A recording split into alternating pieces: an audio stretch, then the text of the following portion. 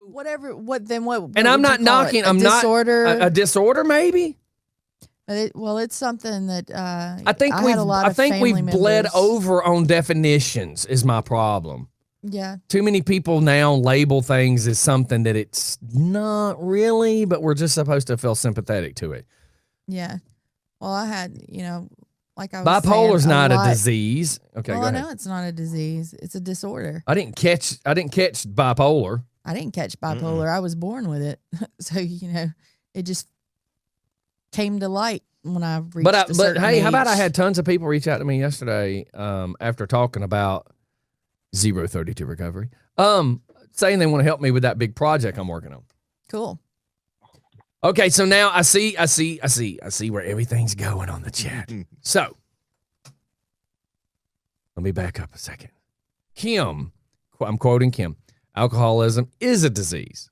Then you have Steve Shea, alcoholism is not a disease, it's a choice. Kim says people don't wake up and make a choice to be an alcoholic. Candy says cirrhosis of the liver is a disease. Matthew says I wake up and make a choice to drink a coffee or a beer, so yeah, it's kind of a choice. Now,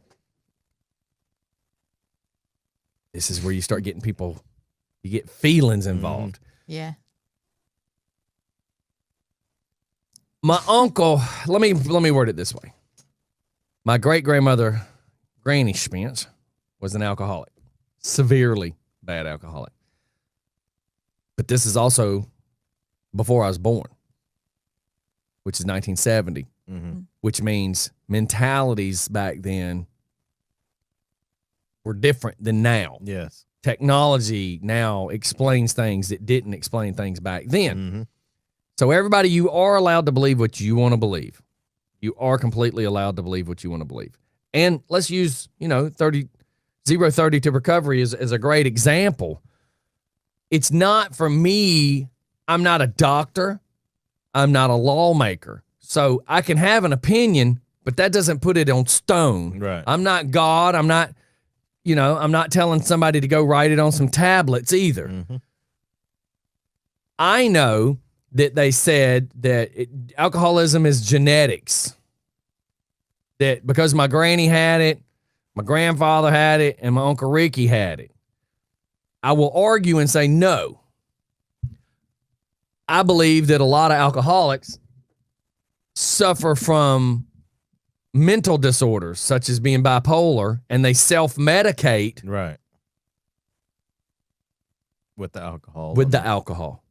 They use the alcohol as the medicine that then creates an alcoholic, which then leads to alcoholism. It relates to cirrhosis of the liver. So if you have a disease, because there are a couple of cases that are cirrhosis of the liver that's not based on alcoholism. No. So that cirrhosis of the liver can be classified as a disease. Now, are we bringing awareness? We're making a lot of people think, and we're making a lot of people chat because we're watching the damn chat right this second. Yeah. And I don't agree that it's hereditary or a disease because, and I'll tell you why. I have an uncle, unfortunately, he's passed away now. The man would drink rubbing alcohol if he couldn't get alcohol. Jim, when Jim lived with me, before Jim got clean, I would walk in and smell the house all minty fresh and go, He did that too. There went the scope. He drank the scope. But okay, so now let's before we get all personal, because I want to stay on the chat real quick, and let's let the chat people delegate what's coming out of our mouths before we piss people off. Does that make sense? Yeah, because all I was gonna say is his kids, neither one of them are alcoholics. They don't touch the stuff. Okay. Are any of them bipolar? No. Any of them got any social problems? No. Okay, because that's a lot of the problems. That be some of the problem. So Kim says people don't wake up and make a choice to be an alcoholic.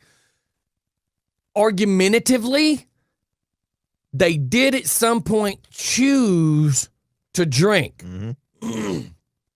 Just like a drug addict chooses. I to know go get that drug. in 99, In 99, I have a compulsive personality. And I know I do. I was going through a divorce in 97. Started working out in 97, late 97. All of 98, I was eat, drink, sleep, working out. I was taking all the workout drugs, drinking all the protein shakes. I actually got to the point where I was shooting testosterone Monday, Wednesday, Friday. And in the order of left shoulder, then the right shoulder, then the left shoulder. So every Monday, Wednesday, Friday, alternating arms. So I know my compulsive personality. Then I had a tragedy happen that caused me to stop working out and start hanging out at Barnacles after work, to drinking, where I was dating I wasn't really dating her. I was trying to date the bartender, and it went from sitting with Mike Worley drinking pitchers of beer for free every afternoon after work. It started out as a couple days a week to every day after work, to when the Falcons went to the first Super Bowl with Jamal Anderson. I remember telling Mikey with a cup this big, pour some more vodka in that Kool-Aid. I don't taste the vodka, pour more vodka in that. You're making this drink weak, put more vodka in it. I got to the point that vodka become my friend, and I didn't realize I had a problem. You know, I was driving home drunk, didn't realize I was having a problem. I thought I had it under control. My dad yelled at me in 2000 as I walked to, I was at Golden Corral eating with my parents. I walked outside, poured the vodka in my orange juice, and sat down across the table from my grandmother. And my dad's at the other end of the table and walks over and grabs me basically by the earlobe. And he's like, "Listen here, asshole. You just walked out there and poured vodka in your orange juice. I can smell it. Your grandmother can smell it. This is out of control." That's when I realized I had an out of control problem. Now, for anybody that says an alcoholic, and I'm not arguing, I'm only voicing my opinion based on my life experiences and growing up with my uncle who was an alcoholic and a heroin addict. You, at one point of your life, you made the choice to start this roller coaster. At one point of the time, you decided when you went to Six Flags, you were getting on the Scream Machine. I can't help it that it's a long ride and it's a bumpy ride, but you chose to get on the ride. That is strictly my point of view. Strictly my point of view. But it's also why 0-30 to recovery is so important to me, because I spent my life with a heroin addict. And that's where I'm at. I want to make sure we try to help people. Now, let's read. Jacob Gibbons just brought up a very, very good point, because I was that guy for a minute too. I explained compulsive personalities. Okay, where are we going back to? Because there's been a lot of typing. Steph, are you reading any of this? Cirrhosis of the liver is a disease. Then another listener says, I don't want to put names to it. If you want to read it, you go read it, because people listening from the app don't really need to know names. Another listener says, I wake up and make a choice to drink coffee or beer. So yes, it kind of is a choice. Another person said, alcoholism is not a disease, but it's damn close to one. Choice or no choice. Yes, I will feel for that one. Yes. Steve Shea. Sorry. Correct. Correct. I agree with another person. Stephanie. I'm so used to saying names. I do apologize, people. But your name, you are typing it though, so it's not that I'm giving away any secrets. Alcoholism is a disease. No one wakes up to take a drink, just like no one wakes up wanting to do drugs. Sorry, it is an addiction. Yes, it is an addiction, but an addiction's not a disease. That is my classification. Strictly my point of view, though. Being an addict does not make it a disease. It's a problem. Yes. Correct. In my opinion, correct. Just like people have addiction to food, shopping, etc. Addiction is addiction, which is a disease. Argumentative. 0-30 to recovery is going to be a show based on addictions of any sort, which is why Stephanie sat here and says, yes, I love the name because I love what the problem is about. But the problem that we face in today's snowflake society is that we put a label to something that's not a correct label. And I'm scared by saying that an addiction is a disease gives people an easy out. Right. Yes, it does. I'm not in control. It's a disease. It's not a disease. In my opinion, people, it's not a disease. It's an addiction. And an addiction is bad. Mm-hmm. A disease is bad. But let's not confuse addiction with disease. Disease is cancer. Yes. Disease is STD. Disease is something that's not curable or borderline curable. And unfortunately, some addictions are borderline curable. I don't mean it to sound disrespectful. I don't want anybody to think that I think an addiction is less impotent than a disease. Right. I think a disease and an addiction are both life-threatening. Mm-hmm. I'm not saying they're not. I'm just saying that we shouldn't Morning, classify Savannah. one as the other when it's not. Live on Just Fun, who do we have? Hey, buddy, it's me. Okay, hang on one second, because I know you have thoughts on this too, but I want to cover. Jacob, I will throw Jacob out there. Jacob, Candy says, okay, I'm throwing names back on it, I'm sorry, or stress and depression. And I'm not sure which part that falls under, but I know that falls under as an addiction too, because some people are addicted to stress. Some people are addicted to chaos, and I live by the word chaos. Mm-hmm. So I can understand it is kind of an addiction. I got another listener, addiction to lack of self-control is not, addiction is a lack of control, not a disease. Which is mental issue, which leads to addiction. Yes, because that was covering some of what I was saying. The guru says having different names or opinions are fine as long as one doesn't feel superior over the other based on differences of opinion. Correct. Which leads to the right person calling the other person dumb or an idiot. This is why I dislike talking about opinions. LOL. Ann Rivers. And Rivers, says, go for it. My grandfather was an alcoholic. He started drinking at 9. His family made Shine and home brew. His dad made the kids try it before they sold it to make sure it wasn't going to poison anyone. He drank so much, Listerine, men's aftershave, anything he could get his hands on. At 68, he quit drinking. A month later, he died. His life could have been so much better. He died living in a rooming house in Conyers with nothing.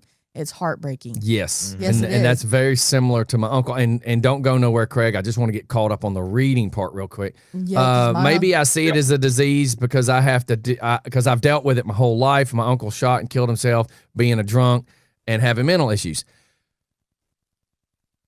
And I'm not going to argue. I lived with it too. I mean, I guess because I'm a very strong-willed person and I made a conscious decision to stand up for myself and empower myself, meaning self, you are in control of the moment. Self, you are in control of how you feel. And part of me being the OCD, little bit of a control freak, where some people say that's a bad thing, I have to say sometimes me being a control freak is my superpower because it allows me to process information and control myself.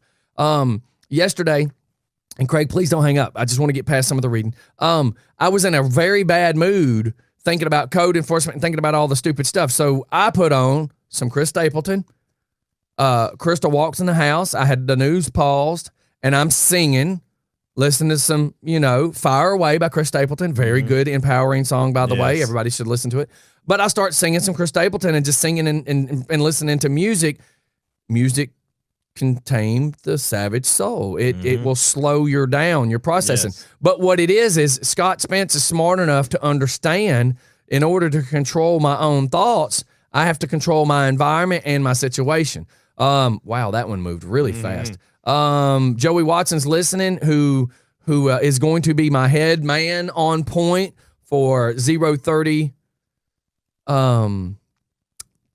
said that Okay, hold on. I was going to say, because Craig's on the phone, so I'm not going to read all Craig's stuff. He'll talk in just a second, and I do apologize, Craig. Thanks for holding. Addiction is a choice as well as lack of self-control by Matthew. Joey says, there's an episode of South Park about this. It just came on last night. I never say it's a disease, but bad. It's a situation that I don't think it's curable, but you must learn to cope and make better decisions. Dondra says addiction. Dondra in capital letters says addiction as a disease. As a disease. Okay. Addiction is a complex disease of the brain and body that involves compulsive use of one or more substances despite serious health and social consequences. Addiction disrupts regions of the brain that are responsible for reward, motivation, learning, judgment, and memory. It damages various body systems as well as families, relationships, schools, workplaces, and neighborhoods. Yes.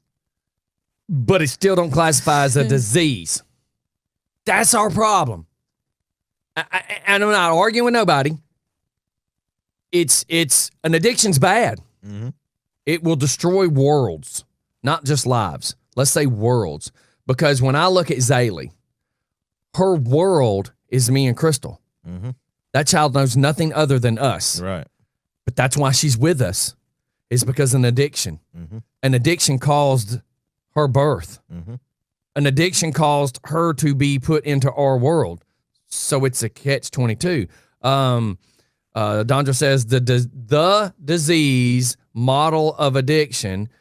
She says addiction is defined as a disease by most medical associations, including the Medical Association, American Medical Association. Okay, she's give the whole thing. But it says like diabetes, cancer, heart disease. Addiction is caused by the combination of behavioral and environmental and biological factors, genetics, risk factors. The problem is, 50 years ago, they would have never said a choice is a disease, and that's where I'm getting at. That we have become this world of calling something a disease when it's an addiction. Mm-hmm. And I'm not downplaying the addiction. I believe the addiction is worse than the disease. You know why? I can give you medicine for your disease. Mm-hmm. Can't give you medicine for your addiction. That's right. Your addiction's a whole nother problem. All right, Craig, let's hear yours, sir. This is an interesting topic. It went a little too serious, but it's great. This is why I'm trying to do this friggin' event that's going to be off the hook. This is why I wanted to do a show. This is why Joey wanted to do a show. This is a crisis intervention. There's so many people that need this. Do you know how many people listen to this show every day and this helps their mental disorder because they wake up in a bad mood and they laugh or truthfully, they wake up and hear like-minded people talking about the problems. And Morning, none of us, and here's the thing. Right now, say guy A is arguing it's not a disease. Guy B's arguing that it is a disease. Right. Okay. The two of them may not agree on this, but do you know what? They're both supportive of each other. Yes. Because whether one calls it a disease or one calls it an addiction, they both believe the outcome is that we have to help people. Right. So that is our first and foremost decision here, is to make sure everybody knows that we all love each other and we all want to help each other. Okay, Craig, go ahead. I'm sorry. Well, a big thing, just like anything else, the majority of the time a person's position or their stance on the subject matter is created through bias. Mm-hmm. So the people that have, a palsy of the will, if you accept that, that's what Benjamin Rush said, of course, about alcoholism. He was one of the signers of the Declaration of Independence. If you're a person who suffers from it, you're going to think one way. If you're a person who's maybe been victimized by it, maybe your kid was hit by a drunk driver, et cetera, you're going to say, no way in hell.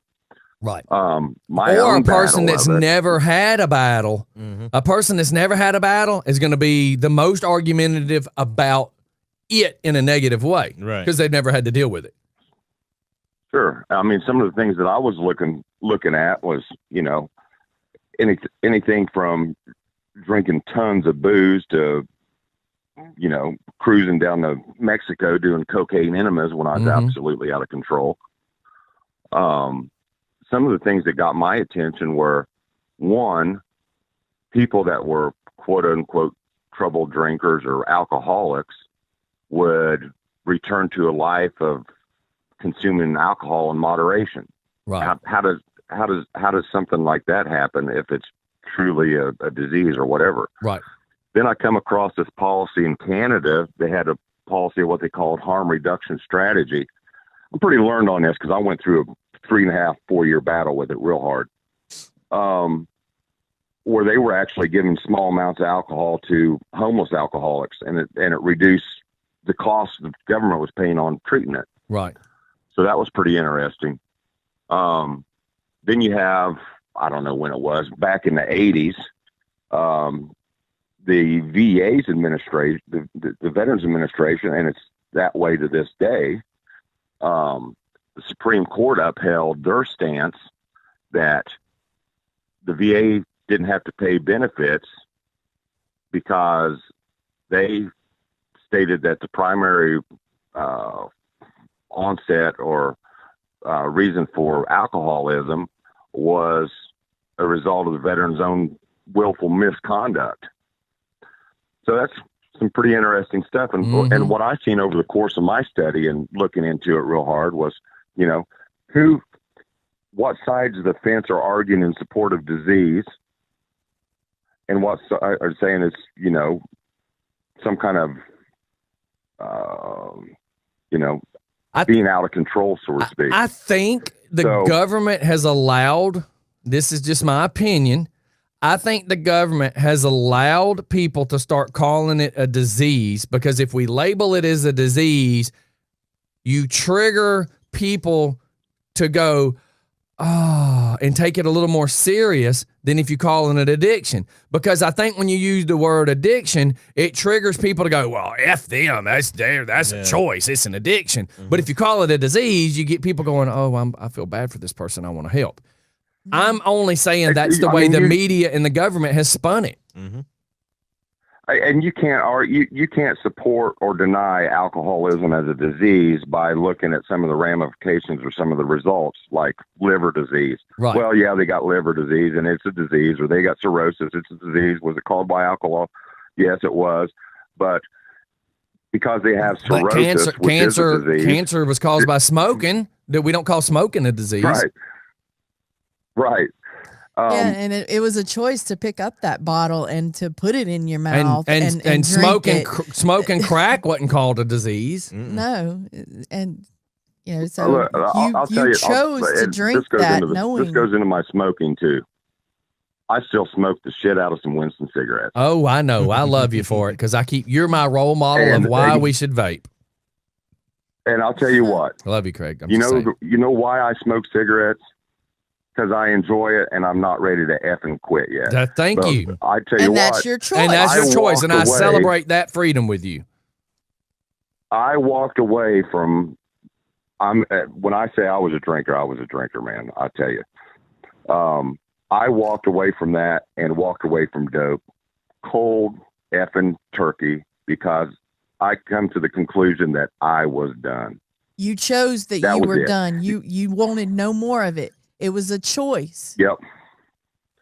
I decided that I wanted better for myself, and that wasn't doing it. How's the song go? Whiskey wasn't doing it for me anymore, or whatever. But the big thing, and later on, I discovered probably where the majority of this argument really comes from, besides being, victimized maybe by a drunk driver, like I said, or something similar, was the big AMA, the American Medical Association, and American Psychiatric Association, etc., got their lobbyists involved, because there was no type of reimbursement for the insurance companies to hospitals that were treating these folks. The only way they can get reimbursed from the insurance company was if it could be classified as a disease, and that's where it came from. Well, and it just makes you wonder. Jacob just said, is marketing to it's a marketing tool, #disease. Well, you know what? I know it's a topic that Matthew just said, wow, we just narrowed us down, because what it is we got so serious. It's not that it's a bad topic, it just got serious, and a lot of people want funny in the morning. Yes, so maybe this is a conversation we need to take more up at night. And that's the whole reason that I'm creating with the help of Joey, but Joey going to have to get his ass in check. We got to get started, man. There's people wanting this. But this is the whole reason that 0-30 to recovery is going to be such a big deal. 0-30 to recovery is a name that I just said out loud and went, it's powerful. Yes.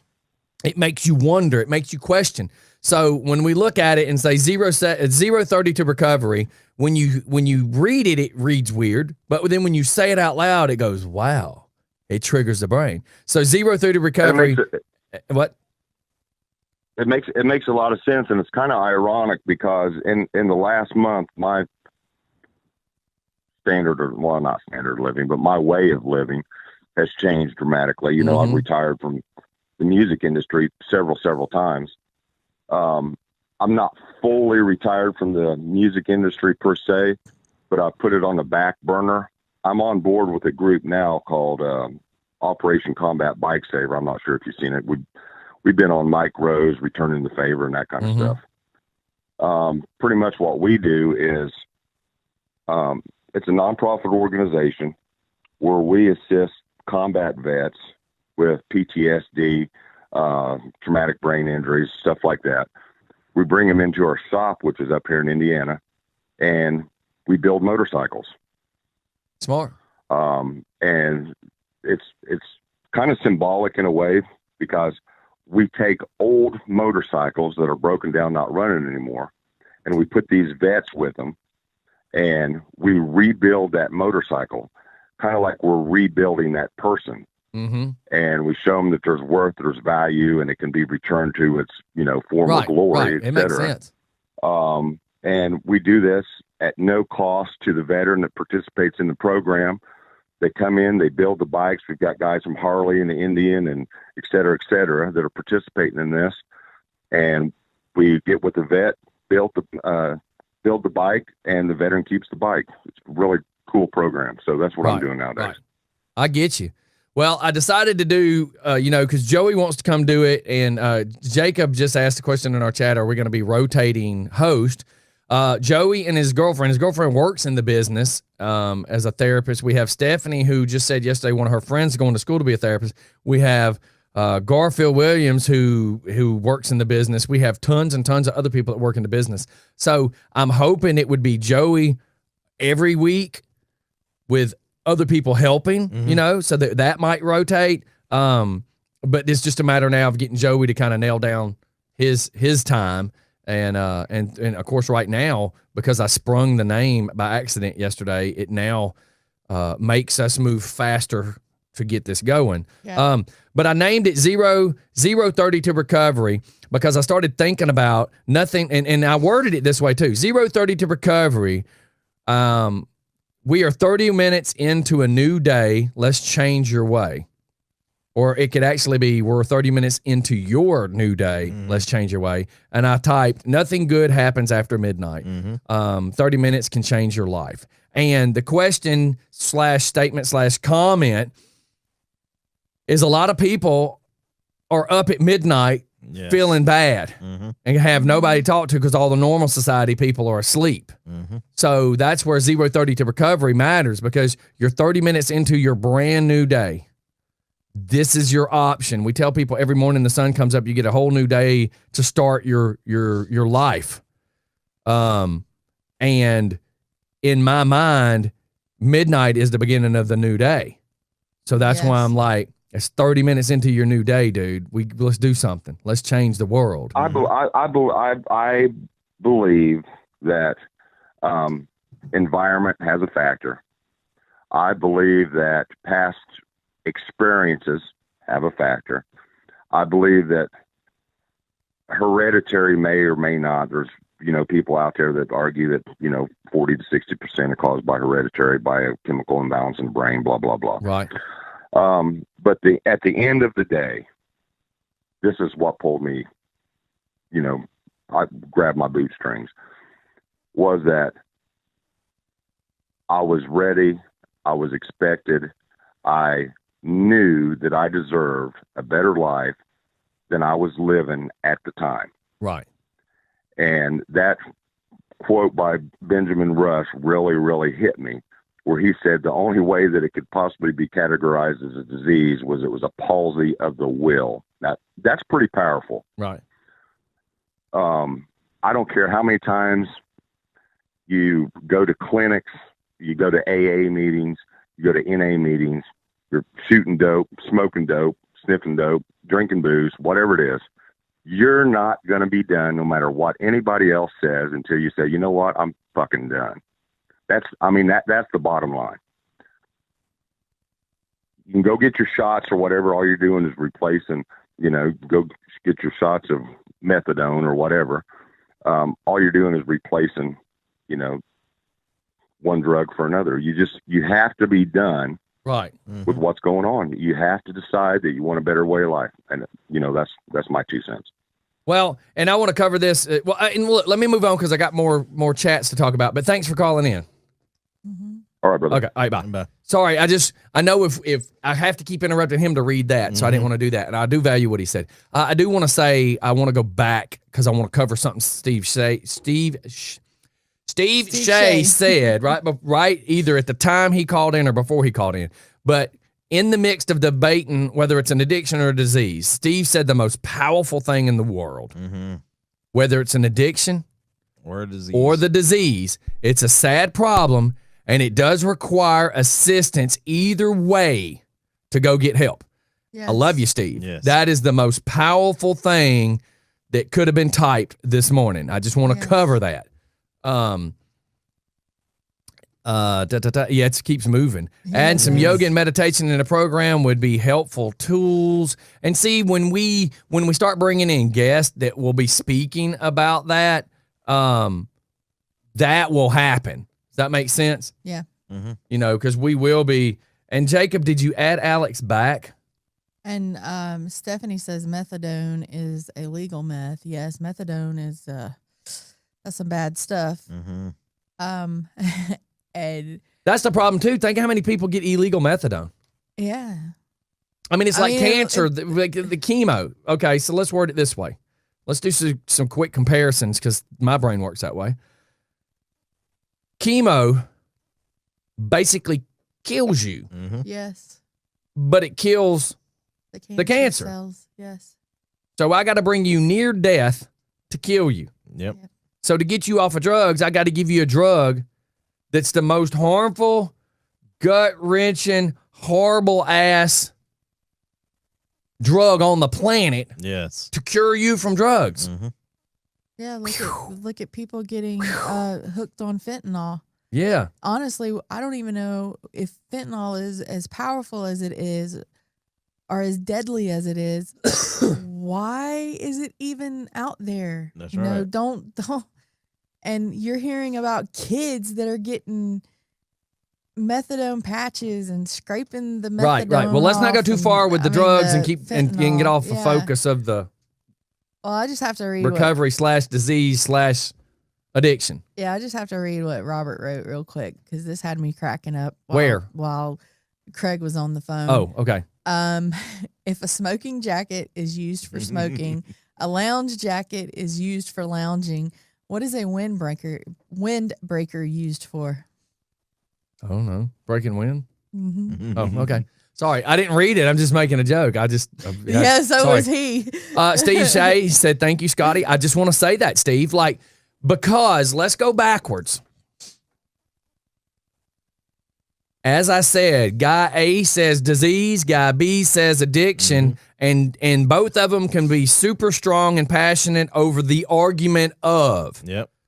But neither one, they would probably butt heads like Rams on the Ram commercial. Mm-hmm. But neither one of them, when you get down to the bottom of that if you take it and look at it as a triangle where they're battling left or right, and you look down to the very bottom of the triangle where they come together, they both understand that as they are both passionate arguing for one being disease and one being addiction, they both agree it's a problem. Right. And I think that is the mutual respect in which we all have for one another, Yes. and the fact that we're all just for funners. Yeah. That we all understand that there is an issue Yep. underlying all of it, whether we label it one way or the other. The biggest label of all, it's a problem. Yes. Yes. That's the biggest label. Sorry. And- I just want to be very passionate and throwing this out there. Mike Smith, my brother from another mother, has tuned in. Yeah, he just tuned in. And I Mike don't- Smith, I swear to God, this show that we're creating has got your name written all over it. You Yes. will, Mike Smith, you will want to be here every night that this show's on that I'm creating with Joey DeVoice. You're going to want to be here to do this show. Joey Yes. pitched the idea to me, and at first I was like, Joey, as soon as you get and Joey, now here's the problem. Joey was in the midst of his battles. His own demons were tugging at him when he says, I want to do a show about recovery. Now he's recovered. He's of course he's still recovering. Nobody's completely recovered. They're recovering. And he pitches me the idea again, and I said, well, are you good now?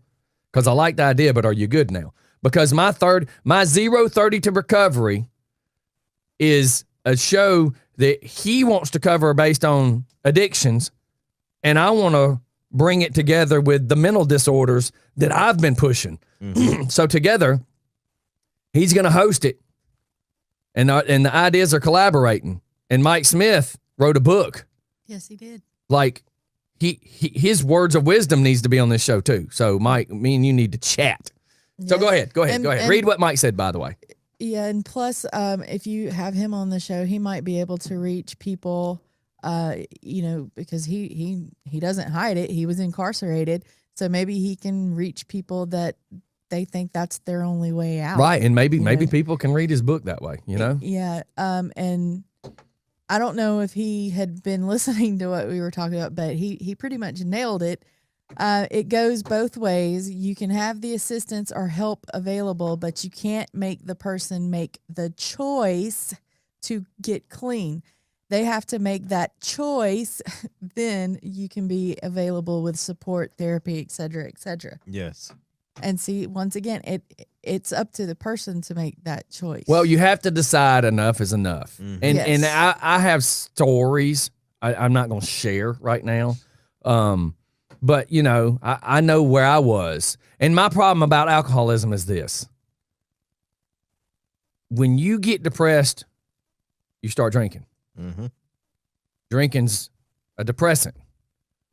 So it's like quoting a song. I just listened to a sad song and made it worse. Yep. yeah. I'm already bad. Let me add alcohol to make it worse. Yep. And I've sat in parking lots and I know where I was, so Well, I'm just saying. Well, I mean, when you come home from work and the very first thing you do is walk to the refrigerator, get alcohol out of the refrigerator before you even say hey to your wife and your kids, that's an issue. Mm-hmm. And that's a choice that you made. You chose to come in there and walk to the refrigerator and get alcohol before saying hello to your family. But some will argue that the disease Made of him do it. the disease of alcoholism had their mind stuck on stupid. Mm-hmm. That the alcoholism as a disease dictated to them. You with me? Yeah. So now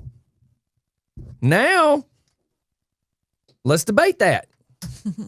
You want me to believe that the alcoholic, y'all watch how I flip this script because I'm fixing to hurt some feelings.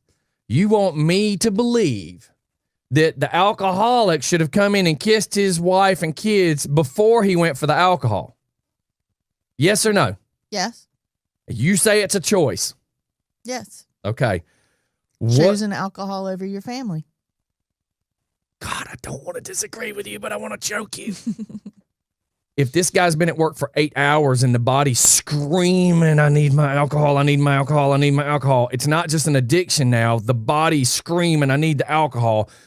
No different than you with your feet hurting thinking you need Lyrica. Because see, now it's more than a mental choice. It's a body demanding. You see how I just flipped that? Take CBD oil. Sold by who? Sold by me. Hempworks.com/smcdaniel. Which I'm gonna. But you see my point. That's the problem. Yes. Now, where we've been saying becoming an alcoholic might be a choice because you don't choose to become an alcoholic.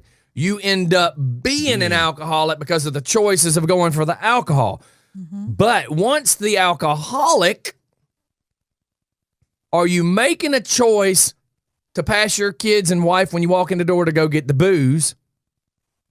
Or are you a person who's not suffering from alcoholism and you're saying, oh, you chose the booze over me? The problem is at the particular moment in time, the alcoholic has a body that is screaming, God, please feed me alcohol. Please, God, I'm hurting. I'm hurting. I'm hurting. See why my show's going to be so important? Because I sympathize. I know I used to get off work and my body was screaming Absolute vodka. Screaming Absolute vodka. 3 o'clock in the afternoon, my body was screaming alcohol. Mm-hmm. Man, I almost want to cry. Yeah. Damn, Jeffrey is. I'm not joking. Well, I know where I was, dude. I know where I was when I decided to quit drinking. I know where I was. And it's horrible. I know where I was. I know when I sat in that hotel room and I almost wanted to hang myself. I know where I was.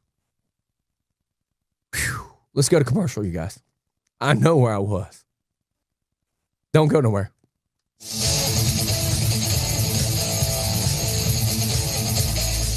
Hey everyone, this is Redneck Step. Have you heard about Unique Funding? They're in the business to help people get out of those high-interest title ponds. It's sad how many people have been put in this position. I myself have fallen victim to this. If you currently have a title pond and you're not happy with your interest rate, then Unique is who you need. They are paying off high-interest rate loans and rewriting theirs at a much lower interest rate. Everyone hates to see someone struggle financially, and losing your car or continue to pay out high interest rate. Unique Funding would like to help coach people financially and help them do better with their money. Once they pay off your loan and are able to rewrite it at a much lower interest rate, your loan will be paid off faster while keeping your payments the same. The staff would like to work with people and listen to their needs. Custom deals can be made to fit almost anyone's pay schedule. Be more than just unique and go see Unique Funding. Let them help you help yourself. Rob's Performance in Conyers is your one-stop shop for your total car and truck needs. Servicing all makes and models, foreign and domestic. Oil change, tune-ups, brakes, shocks, AC work. Rob does it all, and he'll beat any competitor's prices. Rob's Auto Performance also does all types of paint and body repair, upholstery, custom wheels and tires, and lift kits. Call Rob's Performance at 770-388-9545 and online at robsautoperformance.com. Today's show, sponsored by, brought to you by, and presented by Unique Funding. Make sure you go check out Unique Funding. They are taking care of a lot of your small loans that you don't even know is happening in the background. Unique Funding is doing things to change the market and any kind of financial assistance. Go check out Unique Funding. Today's show, sponsored by. May I have your attention, please? We're going to have a problem here. Will the real Slim Shady please stand up? We're going to have a problem here. Will the real Slim Shady... All right. We're back. We're pulling ourselves back together over here. Yeah. See, this is why I am so hot and heavy for pushing 030 to recovery. Yes. This is why I'm so hot and heavy for pushing this. Yes. This has affected all of about us. it yesterday. When you were explaining it to it hit me just like that. See, a lot of people don't know because I don't let them know my demons. Mm-hmm. I am a compulsive person. So what do you think happens when I start drinking? Mm-hmm. You got to have more. So do you know what my compulsive is? Just for Fun Radio is my compulsive. Right. Just for Fun Radio has saved my friggin' life. When I was in that hotel room and I almost did some damage to myself, I made the decision that I'm not DJing in bars anymore. I'm getting myself out of this environment and I'm opening a radio station and I'm going to change the planet. Mm-hmm. So for everybody that thinks I'm 100% crazy, yes. For everybody that thinks, why do I do what I do? It's to protect myself and save my life. Mm-hmm. Yeah. So you believe what you want, I believe what I want. But remember the saying, until you walked in another man's shoes, That's right. you can't tell the story. And I've got some. I've got some good stories. My uncle's begging me to write a book. I'm telling you, Joey Joey wanting to talk about recovery made me open the door that I I didn't want to open. Mm-hmm. Just like I started thinking just then. And I'm telling you, that's why I felt the passion to name the show. Joey kept saying, man, I'm kicking around ideas. Joey's idea is catchy. It's not powerful. And I'm not knocking Joey, but Joey was trying to create the name like we typically would. Right. Joey was creating the name for the show like we would typically create a show. Joey, I love you. Joey did nothing wrong. Mm-hmm. Joey just didn't know I was opening that door. Right. Live on Just for Fun. Who do we have? Good morning, fun bags. Damn, Good morning. did we just kick open the front door on the alcoholic house today? Hey, man, wait a second. I'm on one of these little Bluetooth headsets, and I can't hear crap. Let me pull over, and I'll call you right back. 10-4. All right. So, yeah, we usually create a name of the show. I always create the name of the shows so that if something happens, Yes. you can't walk away going, it's my show. Right. Well, it's my show. It's my network. It's my show. You're a host. I can replace you if I have to. Right. So Joey says, man, rocking to recovery. He says, we're about rocking. And I went, I dig it. Mm-hmm. I said, but let me tell you this name that I come up with. And when I said it, Joey's like, when I sent him the picture first, he read it. And I went, Joey, say it out loud. And then he said it out loud, and he goes, ooh. He's like, once I said it. Mm-hmm.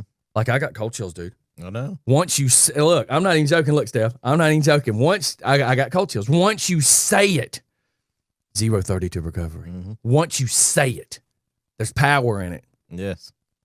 Sorry. Live with Joey DeVoice. How can we help you? That's a lot better, man. I'm going to tell you what, this whole hands-free law crap sucks. Yeah, it does. Yes. Oh, I know. Well, I know your feelings on the hands-free law. Well, okay. Talking on the phone hands-free, I can get it.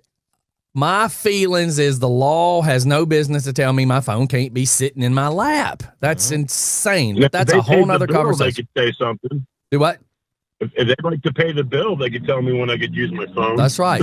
Well, the problem is under the law, house and home, the extension of house and home, anything that goes on in my house, unless it's criminal and I'm beating the hell out of my wife or smoking crack, what goes on in my house is my business. Yep. What goes on in my car is my business. So go ahead. Let's get on what you called for. Oh, you there? Yes. So tell us what your ideas are. You calling in? No, I'm only going to take a second because I'm on my way to work. I got to call my boss and all that. But I know you touched on the subject there. And, everybody's got an opinion. Yes. That's fine. That's what makes this country great. Opinions are like assholes. Everybody's got one. That's fine. And some of them stink. I've been through it. I've lived through it. I've tried all different methods. Basically, the bottom line is you got to make a choice, but it doesn't matter how you do it. You just do it. Right. Yep. You either go to 12-step meetings, you go to rehab. And what may work for one may not work for the other. Let's clearly say that we all are understanding of that. Mm-hmm. Exactly. But, with what we're trying to do with this show, Scotty, and you and I have talked about this, is number one, remove the taboo and the stigma. Yes. Okay? Let's talk Nobody about wants to talk about addiction. Nobody wants to talk about mental health issues. it. Right. Now that you got all these celebrity suicides, all of a sudden people care about suicide. Right. Yeah. And we've been talking about this for years. What was that? I said, and here we've been talking about it for years, Yeah. Now, what we're trying to do is let people know they can talk about it. I'll talk about I'm a screwed up dude. It's not a dirty. Let's say it out loud. It's not a dirty word. No. It's not. It's not. Addictions, mental health, depression, anxiety, bipolar. It's okay. We're human. Let's think about this. You can be at McDonald's. Now, I want everybody to. I'm painting a mental image in your mind, and I want you to clearly take a second and think about this. You can be sitting at McDonald's and hear somebody talk about sex or guns and robbery and carjacking and how crappy their lives are, but you will not hear anybody whisper the words, I have a mental disorder or I'm an addict. Nope. But exactly. I can hear you talking about Right. Well, but I can hear you talking about effing some hoe in a parking lot, but you will not admit to having a problem yourself. No. Exactly. And that's the sad thing about it. But what we're trying to do with this whole thing, like we've discussed, is we're just trying to offer people, number one, a platform to talk about it freely. Right. And number two, options. Right. You know, what can I do to get help? What can I do to make myself feel better? Candy said something in one of her statements. Yoga and meditation was a big part of my recovery when I started because I wanted to get in touch with myself. Right. You know, I needed to know what was going on in my head. But like I told you on the phone the other day too, if I don't have my medication, the whole thing goes to hell. Right. I mean, that's when the drinking and the crazy shit starts. And that acknowledges mental health too, right? That's where you're acknowledging, I know there's some mental health stuff. Oh yeah, man. Because it really took the car accident, dude. It's a near-death experience to sit there. And once you have that near-death experience, you sit there and you're like, okay, there's a reason I'm here. Why am I here? Right. And you fight with yourself, and then you figure out, okay, I want to be the best person I can be. Right. Now, have I been that person in the past 2.5 years? Not all the time. But the bottom line is anytime I fall down, I pick myself up. Yes. Yep. And I try again. I don't give up on it. You know? Well, I think what we're doing is going to be a great thing. And I think labeling it. And when I say labeling it, I don't like labeling any person as you're bipolar or you're crazy. Right. I'm saying let's label it and go, I got an issue. I own it. Yep. Yeah. And you know what? I got about 5 issues. When that person steps forward and says, I've got this problem, there's going to be a group of us standing there going, cool, we're here for you. Yep. You know, doesn't make you a bad person. It just means you got problems. We all got problems. That's right. I mean, the way it is how you deal with them, dude. That's right. And like I said in one of my statements earlier on the chat, we got to learn how to adapt and cope. Right. And make better decisions. Yes. Because until we start trying to adapt and to cope, and I mean, this is the rest of our lives we're talking about. Oh, this stuff doesn't go away. That's right. It's going to be there forever. That's so right. You've got to learn how to adapt and cope and make better decisions to be the best person you could possibly be. Yeah. And that's it. Well, you know? I agree completely. I think now I need to get this show kicked off and then start working on we're still doing my a meeting event tomorrow, right? Sure. Yes, we were talking about meeting after the show. Yes. Sorry. Yeah, I got court in the morning. Well, not really court. I got to go in front of my good friend, Judge Pamela South, so she can see how I'm doing. Right. And afterwards. What time is that?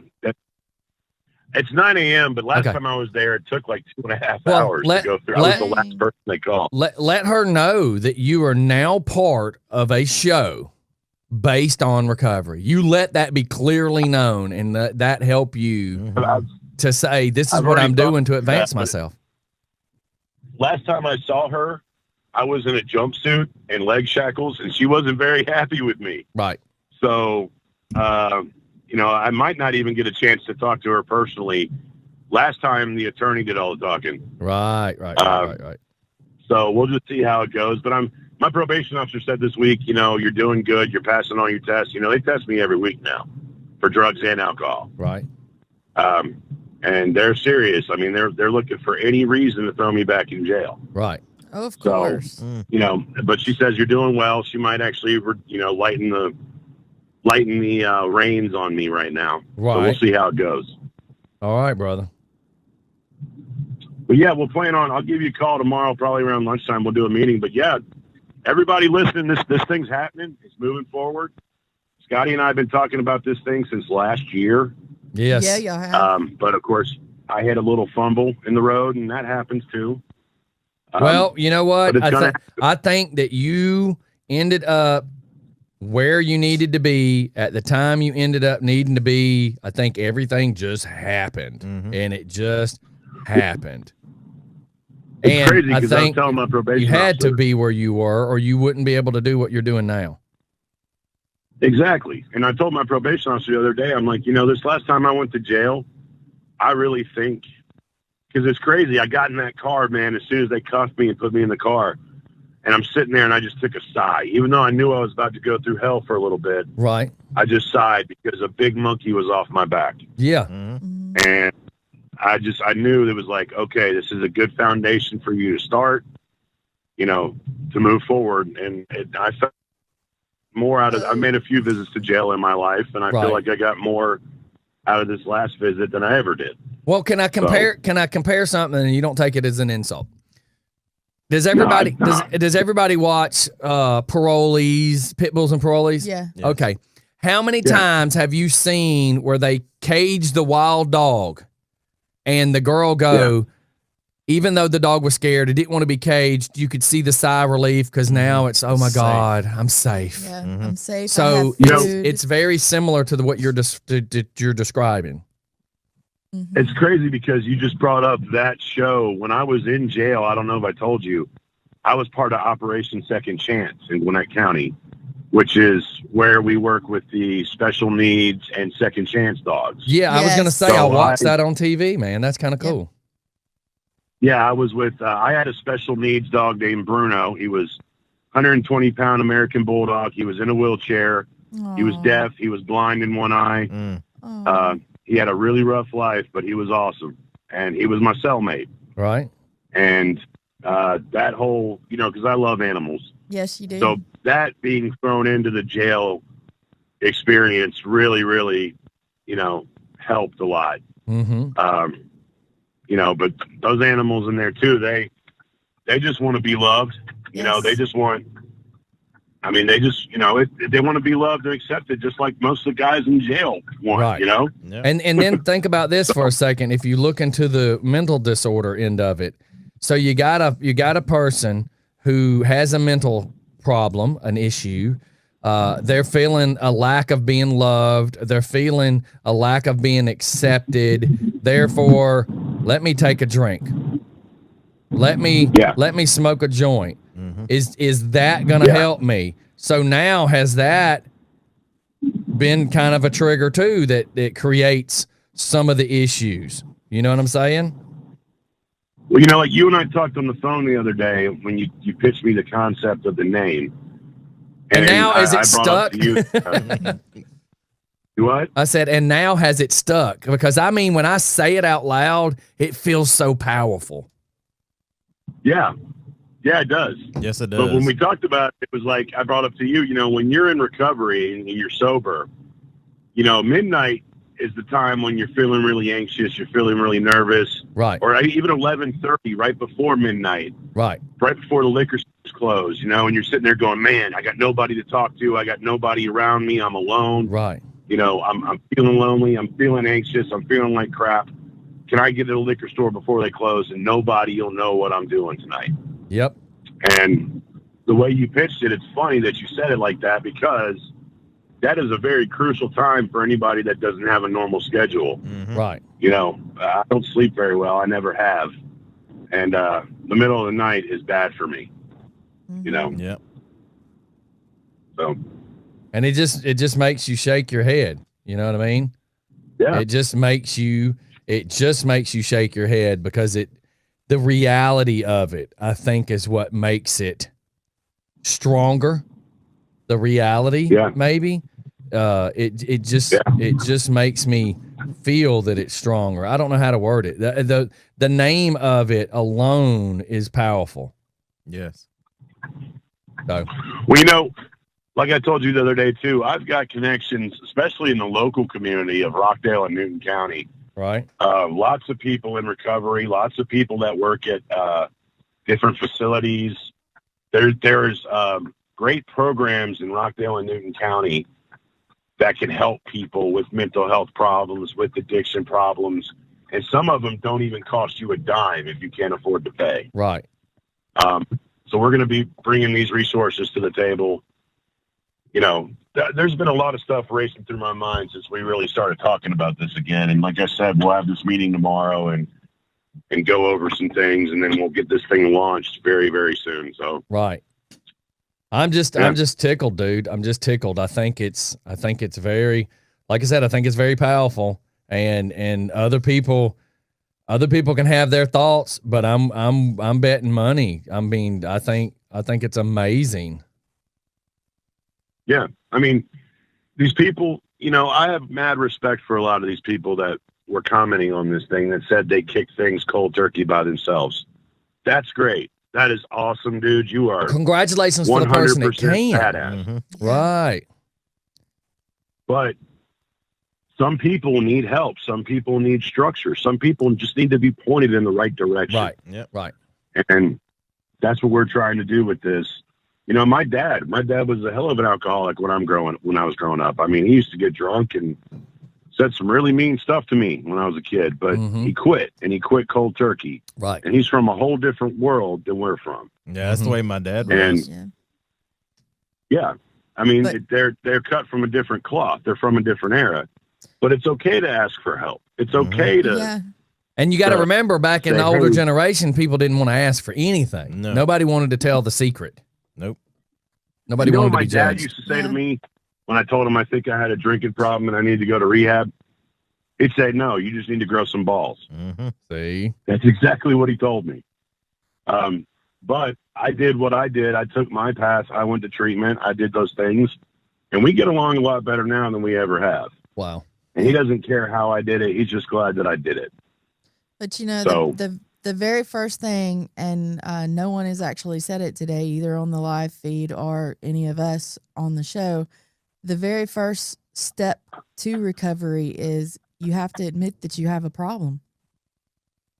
Oh yeah, that's step number one. Yeah. Go to any 12-step meeting, and that's step number one. Yes. We admitted that we were powerless over alcohol and that our lives had become unmanageable. Yes. That is step number one. Oh, God, yeah. Yeah. And like I was telling you, Scotty, the other day, 12-step programs are based on the belief of a higher power. Right. Some people don't believe in a higher power. My boss, who I'm working with now, is a guy I know from the program. He doesn't believe in a higher power. He believes in the earth.